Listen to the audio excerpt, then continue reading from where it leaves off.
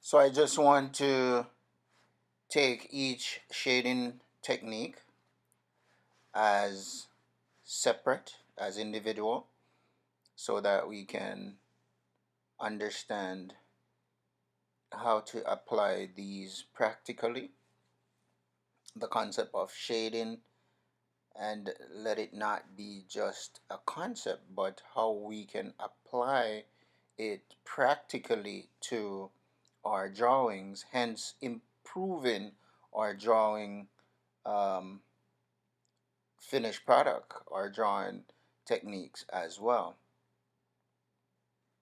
Now, adding shading as an element, what it does, it helps to make the illusion of 3D more pronounced.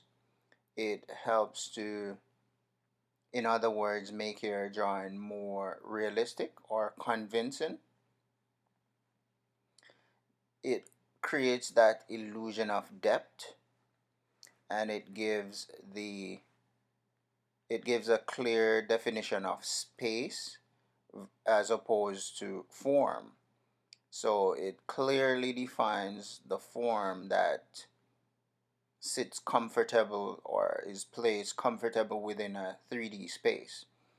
Because we have to be mindful of the fact that we're working with 2D when we're doing a drawing, right? Even though ever so often we come across phrase such as two-dimensional 2D drawing, 3D drawing, sorry. We often come across phrase such as 3D drawing, which that is metaphorically speaking, that's not literal. What it does is make the drawing looks so much like 3D that you can just start calling it 3D, right? But we know that the fact is 2D drawing falls into the category, or drawing is placed in the category of 2D. It's two dimensional. It has only two dimensions, length and width. However, 3D, literally speaking, has length, width, and depth, or length, width, and thickness, or you could say length, width, and volume. So the objective is to make the drawing appears 3D when you're doing the drawing. It's not always the desire, but whenever that is the case, you have to apply shading effectively. So I'm looking at the smearing technique right here. This is applying the smearing technique, which is a very easy technique, because what you do is apply the lead or the charcoal, and then you rub it with your thumb, with a cotton or paper, whatever is convenient and can give you the effect that you're looking for, the desired effect. So smearing is a natural occurrence, and we know that a lot of times it's happy little accidents, as Bob Ross would say. And in my culture, we would say turning uh, what is spoil into a style, right? So we turn something that appears, you know, to be a deficiency or a defect to our advantage. We make some sense of the nonsense. Uh, so we make it, we own the accidents and convert it into something positive, like improvising. So we know that when you're painting, usually when you rub something against a freshly painted wall, we call that a smear or a smudge. So the paint is smeared, and it's by something rubbing against it. or you brushing against it, because there are usually signs to say wet paint, be careful. All right, or do not touch wet paint. All right, in that instance, I believe that's where smearing would have been discovered, that it can be used in a positive way to your advantage in the context of drawing and even in painting, because we rub sometimes with not an eraser but with a piece of rag, towel, or a sponge, and we use all of these things as tools because we're looking at it in an analytic eye, and we also look at things from different perspective. So with this kind of approach, you're going to discover a lot of new techniques and different ways of doing things.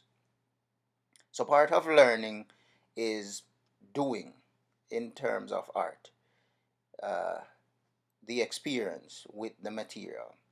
So it's good to explore, and it's good to not be quick to get frustrated, because sometimes things that seems to turn out not the way you wanted to can become one of the biggest discovery for you and can help you to develop your style. So this smearing is what is ideal usually for smearing, because it's the nature of charcoal to smear, and hence why we have to have a charcoal spray or lead spray, which is called a fixative, to prevent it from continuous smearing after you accomplish what you want to.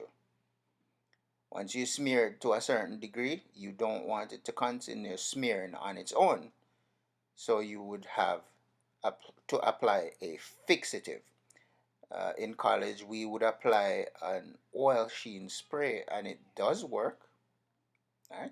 So remember, you can draw with different mediums. Some of them are by nature smearable. Some are not. Honestly, some are not. All right. A regular lead pencil, it can be smeared easily with the thumb or a piece of cotton. In this case, I'm using my thumb. So you're actually focusing on shadow, and you want the effect. It gives you kind of a soft blend, an eerie feel, and you have to acknowledge the light. So in this case, you're adding, and art is adding and subtracting. Art is the additive method and the subtractive method. So notice what I'm doing. I'm scratching away the lead off the pencil, and the dust that comes from it is what I use to smear. Just keep in mind that the other shading techniques, such as cross hatching and hatching, can also be smeared, as well as tippling, coil technique. So there are different shading techniques, but the emphasis right now is on smearing. So whatever the theme is, it doesn't matter. You can smear. So remember, surface quality are different, and you have to develop techniques for capturing or replicating what you see there visually, in terms of surface quality. In other words, texture. Texture is another element of art that we will explore. So you have different types of texture, smooth, soft. So you want to capture that and create emphasis as well. Here you're also gonna see me using a paintbrush. So a paintbrush is another tool that can be used to smear instead of your thumb or cotton. As an as a painter, as an artist who loves to paint and do a lot of painting, I'm comfortable using a paintbrush. So whichever one you find most comfortable or available, hands-on, readily available, that you can use.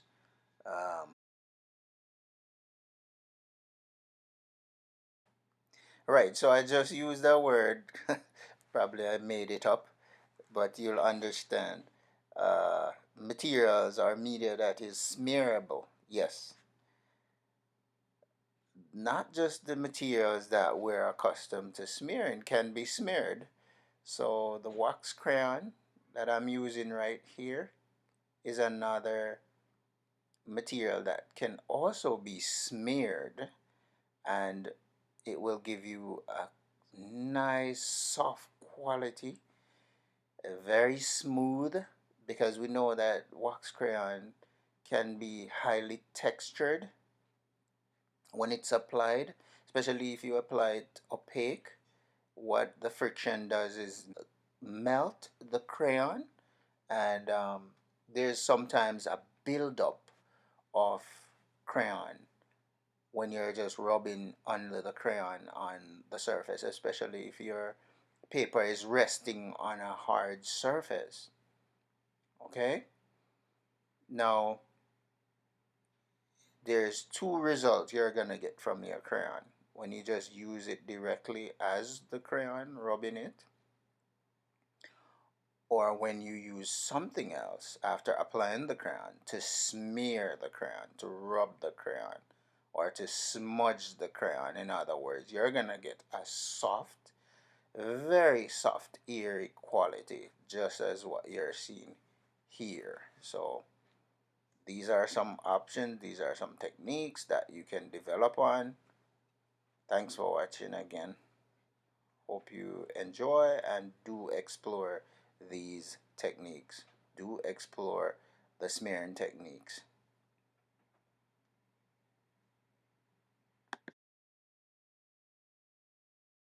Okay, so hope you try this out and see what kind of result you come up with. Thanks for watching. Adios.